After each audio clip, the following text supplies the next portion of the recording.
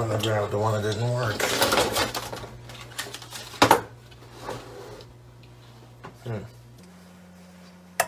All right.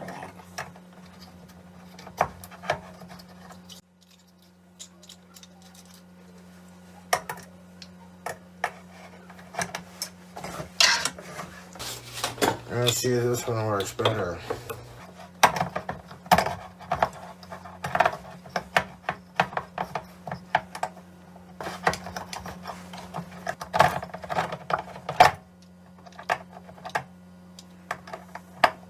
Petroleum.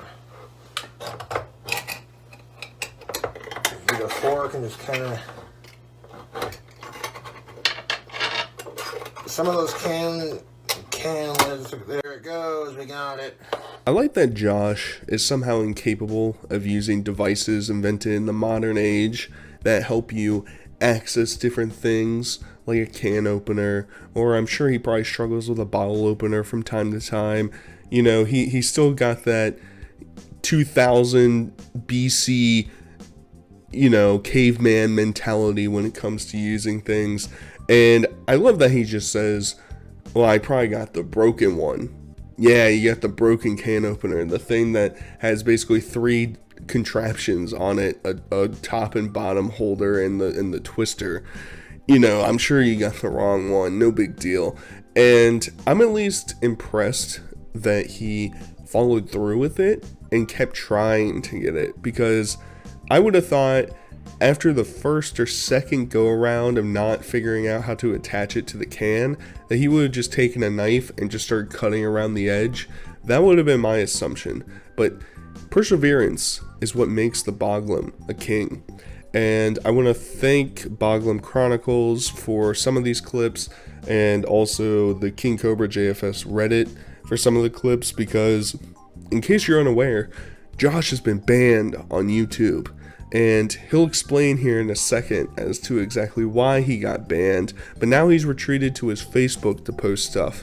And, you know, I've seen enough boomer memes on there. I've seen enough share this or you're going to have 40 years of ass cancer to know I ain't venturing into that cesspool. And I know it's ironic because I got Reddit to take some of these clips, but you know, you have to pick your battles every once in a while. You can't be just going headfirst into a charge into every single toxic social media app. All right, I spend too much time on YouTube as is. I can't get invested in everywhere else. I have a 2-week ban on YouTube because my trolls cannot take it. The Talking Tom video I posted on Facebook is the video I posted on YouTube. I entitled it Tom Roasts the Trolls, NSFW, which says we're not safe for work. I even age restricted the video and did not bother monetizing it as to comply with YouTube's rules on this sort of thing. YouTube trolls decided to mass flag the video, and it got me a 2-week strike on YouTube. So now I got 2 weeks before I can post videos again. All you're doing is pissing off the people who enjoy watching my videos, dude. So for the next 2 weeks, like diehard fans, man, give them hell. Now, I know I have these trolls up against the wall and I'm winning the fight against them. Otherwise, they wouldn't have cared. They would have ignored it. They would have ignored the Talking Tom video. But what I said in that Talking Tom video got to my trolls. It triggered them, dude. I like how all these YouTube trolls can create all these fake Cobra accounts and spam a bunch of nasty negative hatred towards me and all this nasty shit. But then when I post the Talking Tom video to YouTube, they're like, it's hate speech. I'm like, fuck you hypocrites. So I don't know what century we're living in. I know I already called Cobra a 2000 BC caveman, which I'm aware is not historically accurate for when caveman existed, but maybe 2000 BC Middle Eastern slave that was recruited to come build the pyramids. Maybe that's more accurate, because I remember Talking Tom. If you're unaware, and I can't show the video on here for obvious reasons, but Talking Tom was essentially this app you could use where you could record yourself talking and it would regurgitate yourself in the voice of Talking Tom, and it was like this high-pitched annoying ass garbage. And the only reason why I was aware of it was because when I first started YouTube, a lot of the friends I made were like younger kids around the same age as me, like tweens basically, so they would use that to mask their voice, and it was absolutely horrible. But I think it's ironic that Cobra in the year of 2023 is using a Talking Tom app in order to own the trolls. He's really getting them, boys. The trolls are getting owned. And the thing is, Cobra was banned a couple weeks ago for a week or a couple days, something like that. So it's starting to pile up a little bit. His channel I saw yesterday was actually back up. So, you know, I guess his return is starting, but 2 weeks away with no Cobra, no mead updates. I mean, that's not a life I want to live. I mean, this man, he's making the tastiest concoctions. You know, I'm really looking forward to all the deliciousness that he is going to conjure up. And we're going to use the purified water that my troll sent me to help make it. I'm going to post this on my Facebook, and then I'm going to post it on YouTube when the ban gets lifted, man. Making some homemade wine. So I included this clip just to say that Aquafina is the second worst bottled water that exists out there. It's gross. And I know that there's some people that have an acquired taste to Aquafina or Dasani, but it's literally just salt water. It's just literally a disgusting... Most tap waters taste better than Aquafina. And I know that for a fact because for an extended amount of time, I lived on the East Coast in the lowlands, and their water tasted like mud. It was horrible. And I would still prefer that over Aquafina or Dasani. But hey, that's just purified water. That's just purified water. It definitely doesn't have any contaminants in it. You can definitely trust Coca-Cola and PepsiCo. Trust them 100%. They're not gonna pull anything over on you. Their soda is healthy and delicious for you. Their water is perfect. I mean, why would I not trust them? That's the better question. Respect your corporate overlords, everybody. All right, make sure you go out, buy 6 12-packs of either Coca-Cola or PepsiCo. It's good for you. It's gonna make your bones nice and strong. I checked on it after an hour, and it's doing what the wine is supposed to be doing. The turbo yeast is activated. A little bit got into the airlock, but that's alright. I'm no mead master, but I imagine that having your liquid get into the place that is supposed to dispel the CO2 is probably not a great thing for your mead. It's not like it really matters anyway, because Josh ends up drinking all this stuff like a month before you're supposed to anyway, so it doesn't really matter. I'm actually kind of impressed because while I didn't get into the specifics of this mead concoction, he actually made a mead that sort of makes sense. He used honey, he used peaches. It would have been better if he used fresh peaches, not canned peaches, because you got all the juice and the preservatives built into it and whatever. But he's got bananas in there. I mean, he's using a lot of fruits, which is actually good because that's how the fermentation process actually starts. Not putting chocolate chip cookies in there or Reese cups. You know, I mean, I don't want to question a master brewmaster, but you know, I have to save the sanctity of my own sanity in order to keep this going. Now check this out. We have another crazy flavor of soda. This is a butter flavored soda pop. Can you believe this shit, YouTube? Ridiculous, but I'm here for it.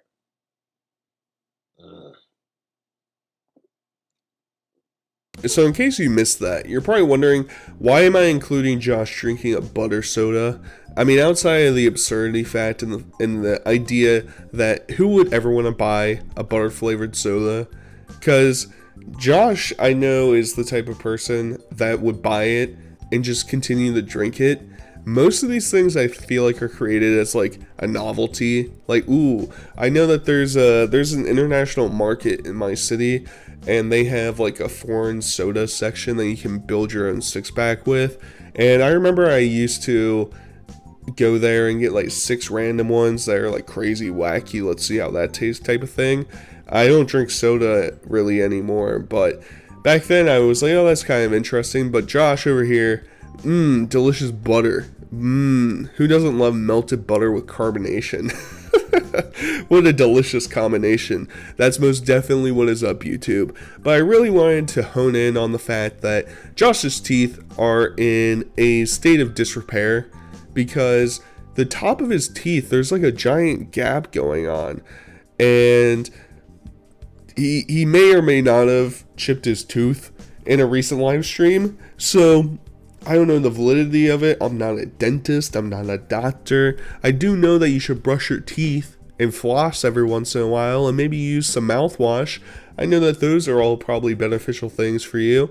And I think having a noticeable gap when you open your mouth to smile is probably not a great look. But what do I know? I'm not a wizard. I'm not a bog. I'm just a Nardwell that just exists in life, who's just trying to make it through. Greetings, fellow YouTubers. We have a sandwich. What do we have on this here sandwich? Okay, so as you can see, it has white bread. So we have, okay, here's what I did, YouTube.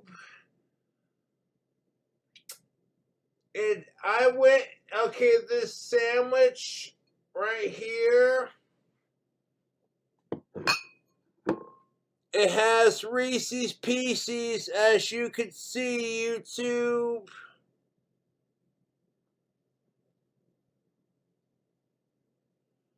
Ho ho! Look at that! Deliciousness. The bottom half of this white bread sandwich contains Jif. I said it. Jif. J-I-F-F. Jif. Jif creamy peanut butter and Reese's Pieces peanut butter M&Ms. There's a lot to digest with this clip. I just had to include in this. If I'm gonna include the butter soda, I gotta include Josh putting a Wonder Bread sandwich into a bowl and putting peanut butter and Reese's Pieces on it and calling it a day. I just have to. I have to include it because that intro, he is bogged out of his mind. The duster has taken its toll. There's no thought behind those eyes. He's basically in survival mode, and somehow his survival mode is even more disgusting than anything we could have imagined. And the thing is, now that I think about it, if you get put into survival mode, you know, like let's say a lot of your senses get dwindled and you're just relying on natural instinct to survive. Josh is a man who is just going to consume toxic chemicals. He's got no vegetables in his mind. He's got no vitamins in his mind. He's got, hey, let's do 2 peanut butter things on a white bread sandwich and put it in a bowl and take a bite and said, YouTube, that's what's up, dude. I mean, once again, maybe I shouldn't be questioning the genius when it comes to his art, when it comes to his craft. But at the end of the day, this man's brain, I know he had like 90 IQ before, but he is sailing into the 70s, just flying down, roller coaster to regardation. Now 2 hours cookie dough, chocolate chip ice cream. We're gonna add some Southern Comfort eggnog, traditional eggnog. Make a non-alcoholic holiday treat here. Let's see how it do. And we're gonna drizzle some chocolate sauce on top, cause that's how we make it pop. So I'm gonna take a step out on the ledge here and let you all know I think eggnog is disgusting. I also don't know why he says it's non-alcoholic but Southern Comfort. It doesn't make a lot of sense to me, alright? Maybe he knows something that I don't. But yeah, I think eggnog is just kind of gross. It's just kind of yucky. And maybe that's just my little baby infant taste buds speaking for me. But I'd rather have a Christmas ale. I'd rather have some seasonal liquor. But eggnog, it just doesn't compute in my brain. But we have to show him actually making, and like, while I don't like eggnog, I will acknowledge that this drink combo, not that bad of an idea. It's essentially eggnog, and he says it's chocolate chip ice cream, but I'm like 99% positive it's like peanut butter cup ice cream, and then he puts like a chocolate drizzle on top, just a little drizz on top, and you know, it's his most sane concoction that I've seen in a long time. And there we have deliciousness, creaminess. What do you think? Would you drink it? Look at that sauce on top. You know what I'm saying? Is chocolate chip cookie dough delicious in eggnog? One would think it would taste delicious if you like them both. This is ridiculous. You got a little chocolate cookie dough right there.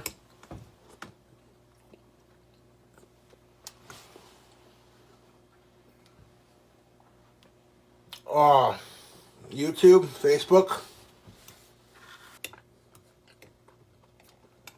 You throw some Jack Daniel's Tennessee honey in here. It's over. Maybe like a little bit of rum chana. The ice cream is mixing with the eggnog. And it's kind of floating in there, you know. Different consistency than your standard ice cream float. But this YouTube is delicious. So we're gonna end with this. It's a catastrophe at all levels. We can't be having our mans over here eating ice cream with eggnog in it with a fork, alright? We can't be doing that. You literally made basically a float, an ice cream float with eggnog. You drink that bad boy. That's why you put it in a mug. You drink it. You don't take a fork and start eating the ice cream out of it, alright? I'm not allowing that. That's not going down in my dojo, alright? You're gonna have to try and sensei control me if you're gonna try and use a fork to eat ice cream. Either way, Josh should be back soon on YouTube, but I thought I would give an update as to where he's been, because I know every once in a while people will try and venture out on their own into the pasture to try and find the cows. I know that's dangerous. You should allow the professionals like me to help guide you, but his channel was striked and terminated. I really don't know. It just didn't show up in the search results for a while, but he still has some content. He's not running away. He's got to make that YouTube money. He's got to make those drink combo money. Either way, hope you guys enjoyed. Until next time, I'll talk to you guys later. Peace.